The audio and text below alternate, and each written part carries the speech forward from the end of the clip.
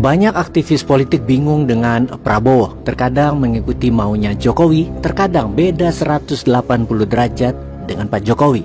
Pendapat saya pribadi, Prabowo adalah kebalikan Pak Jokowi. Mengapa Prabowo beda dengan Jokowi? Pertama, kasus PNS, Proyek Nasional Strategis PIK 2, yang berpolemik antara Aguan dengan Said Didu, dan Prabowo memihak Pak Said Didu. Kemudian tokoh buruh senior Jumhur Hidayat diundang Prabowo ke istana, diskusi upah buruh. Dalam kasus PIK 2, beberapa menteri Prabowo menunjukkan proyek Aguan atas PSN PIK 2 tidak disetujui Prabowo. Pernyataan menteri itu antara lain oleh Menpera tentang tidak boleh ada perumahan eksklusif, pernyataan Mendes terkait tidak boleh ada kepala-kepala desa ikutan proyek pembebasan lahan, dan terakhir Menteri ATR BPN yang menyatakan PSN PIK 2 tidak sesuai rencana tata ruang. Bahkan Menteri Nusron Wahid dalam pernyataan terbaru menyatakan PSN PIK 2 akan ditinjau ulang oleh Pak Prabowo untuk dilihat apakah sesuai dengan 4 landasan pembangunan Prabowo, yaitu kedaulatan pangan, ketahanan energi,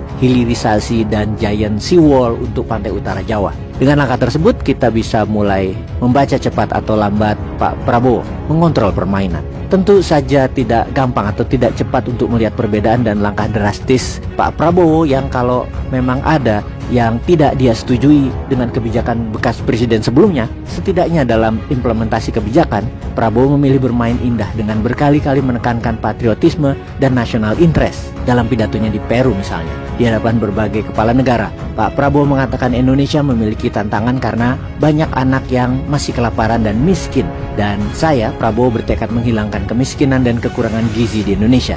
Konsistensi pidato seperti ini oleh seorang kepala negara menunjukkan dia seorang patriot dan mementingkan national interest. Jokowi tentu tidak pernah pidato demikian karena Jokowi lebih bermain dengan konglomerat oligarki, seperti kebijakan Jokowi membackup PSN yang terang-terangan pro-oligarki. Secara politik, menurut Pak Dasko, Prabowo akan melihat peran negara dalam mengatur peruntukan lahan-lahan strategis seperti di pantai dalam kerangka nasionalisme. Jokowi di lain sisi tidak pernah memakai istilah nasionalisme. Prabowo sebagai tokoh nasionalisme sangat memahami peran buruh dan upah. Upah adalah instrumen keadilan sosial. Kestabilan upah dan kenaikan upah sejalan inflasi adalah memanusiakan manusia. Dengan presiden mengundang pemimpin buruh berdialog, di mana kedepannya kaum buruh bukan lagi sebagai alat produksi, bahkan dijadikan sebagai stakeholder pembangunan. Sementara para oligar hartanya disimpan di negeri lain, hanya membawa uang operation expenditure masuk ke Indonesia. Capital expenditure-nya ditaruh di luar negeri, salah satunya Singapura.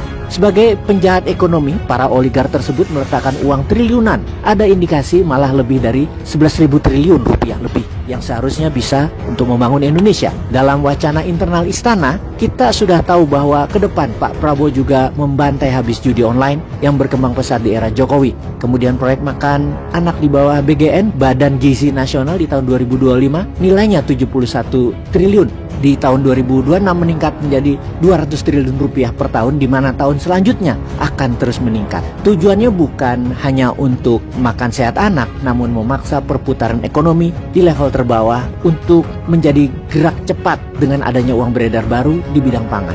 Walau anggarannya hanya Rp10.000 per makan anak, ini menimbulkan banyak pertanyaan, akankah ini memenuhi unsur kesehatan dan akankah nilai puluhan triliun itu penting? Jawabannya, 71 triliun itu akan beredar di bawah, dan hal ini sangat penting. Misalnya kita kalkulasi sederhana, nasi per anak perlu 200 gram dalam satu kali serving food, atau sekitar 100 gram beras, di mana 100 gram beras adalah hanya Rp1.000 nasi per servingnya, dan ini harga biasa. Maka berapa ton beras dibutuhkan yang akan mengambil dari petani di sekitar, mengingat wilayah penyebaran dikawal di wilayah militer, yang mana militer Indonesia itu biasa memasak untuk tentara, sekarang untuk rakyat. Juga hasil rakyat seperti telur, ayam sayur, lauk pauk lainnya diambil dari petani sekitar. Setiap tahun triliunan akan beredar di kalangan ekonomi terbawah, yaitu para petani, peladang, dan peternak. Ini dahsyat efeknya.